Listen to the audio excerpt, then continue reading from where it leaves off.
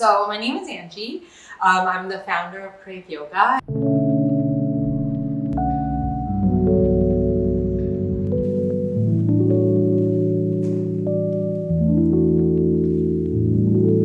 I was born in Taiwan, super proud Taiwanese, but we moved abroad to Canada when I was about 8 years old, and my whole life has been abroad in different countries, and I actually moved back to Taiwan in 2023. Movement and keeping healthy is super important for me. So I decided to try out different studios, but then I started to notice like nothing really connected with how I feel about yoga. Like I love yoga, I've been doing it since 2010, and I do it more about the inward journey. I'm not trying to do a handstand, I'm not trying to do the splits. I just want to digest certain things that are happening in my life and slowly, allow myself to find that sense of calm, sense of peace through movement. It doesn't have to be easy, also through hard movements, but working through that. And I just couldn't find a studio that complemented what I wanted. And that's why, for me, I wanted to create a space where people could calm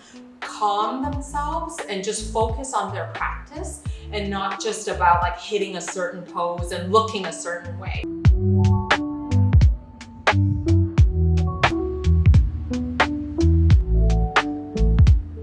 The fact that we have a darker, moodier atmosphere, which I love. And the whole point of it, the whole point of the design and the concept is that when you walk in, it's like you walk into a different world. Like when you go into a really nice spa or a really nice space you love or in nature. So you come in and you immediately feel your visual sensations are toned down and you don't have all these lights shining at you, all these things grabbing your attention. So that's the first thing we want, and that's why we pay so much attention to design and the colors of the space. So you'll walk in, I hope everyone feels that right away. It's just like a breath out.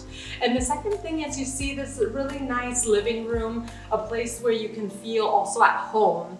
Not at work, not at your actual home, but a third space where you can come to relax, have some tea, read some books. Like everyone feels free to look at our books, look at our collections, and talk to us as well. So we really wanted to make a space where it's like coming to your best friend's house. There's no distance, and there's just a lot of warmth, a lot of welcome. And I think that's something also people are missing here, this connection aspect. We also build a lot of events where people can socialize each other. For example, we've done book exchanges here, we've done book clubs here, charity events with dogs, and also a clothing exchange. So those are all things where people can come together and allow themselves to connect and make a friend and feel more at home in our big city of Taipei.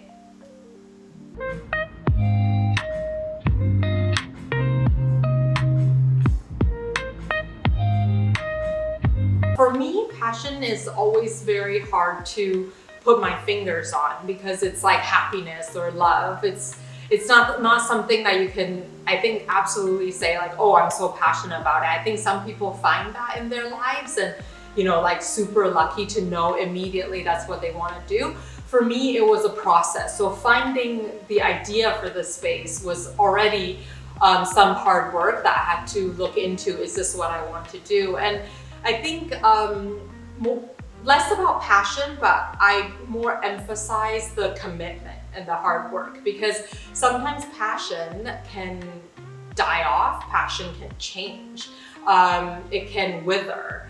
But I think the commitment is so important to keep hold of every day once you start following that passion of yours. So that's kind of what I emphasize. And every day there's something going on. Every day I feel like there's tough challenges to go through.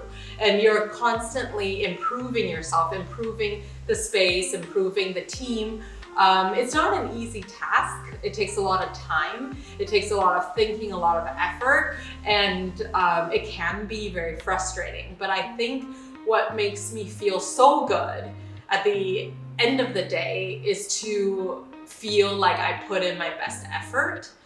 And then slowly, I think I realized the passion is not, let's say, about like one particular thing or another. It slowly changed as well. Like, I'm obviously very passionate about yoga and movement, but at the same time, I also have a great passion about building connections, building community, and also development of my team, of myself, about learning. I think maybe the biggest passion I have is to learn and to make things better, to improve things as we go along. So yeah, even though there are a lot of hardships, I think one of the great things about building something on your own is that you get to grow with it.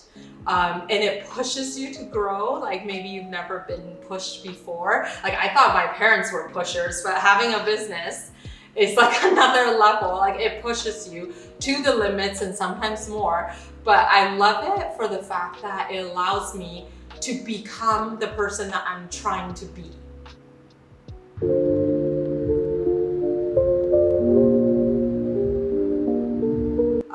So if I'm, talking to someone who's on this path, maybe starting, maybe coming into some obstacles already, it's kind of a time old advice, but it's just really about keeping on, like keep going, because you never know when the breakthrough is. And I think that's sometimes the trickiest thing about building something, whether it's a business or something else. Like, you could be on your 10th try, but maybe the 11th is the breakthrough, right? Maybe the 11th is a big thing, but you don't know, but it could also be the 20th. But you will never get there if you choose to quit now. So, I think growing up, maybe in an Asian family, failure or the idea of failure is something that is very much in my head. Like, growing up, like, I can't fail. I need to do things really well. I need to do things perfectly in school and all the other stuff. But slowly I'm trying to change that mindset. And slowly I'm realizing that the only way you fail is if you don't try or you stop trying. So it doesn't mean you have to do the same thing over and over again, but you can change your perspective, right? Change a way of looking at something, and then maybe you have your breakthrough through that. So it's definitely not like hitting your head against the same wall, but maybe it's hitting your head against different walls until you find that weak spot that you can have your breakthrough.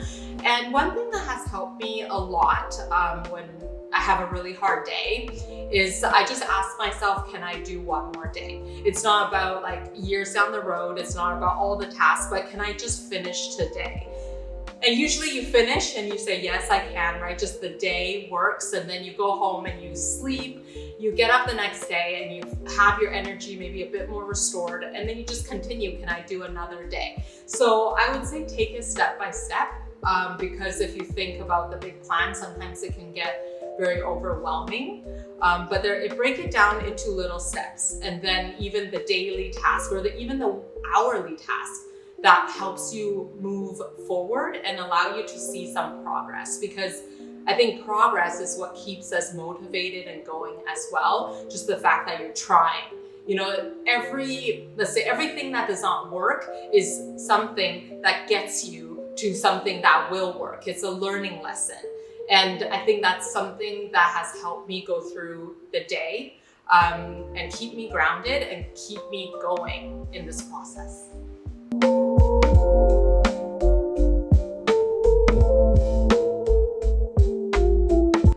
We have 8 English classes a week right now, so that's really exciting because we grew from 2 now to 8, and that's to cater also to all the expat friends we have here who want to find a yoga place away from home, like a little bit more homey feel. So yeah, we have 6 signature classes, one from beginner to advanced. We start with begin, flow slow, and also deepen, which are the 3. Basically, like if you have no experience, super welcome to join. It'll get you started. And then the upper level classes, we have the power, flow power, and also lift, which is really special. Lift is the one where we put on weight bangles on your wrists and ankles, and that adds a little bit more oomph to your movements. And everyone is welcome to try all types of classes, and that's like our signature selection.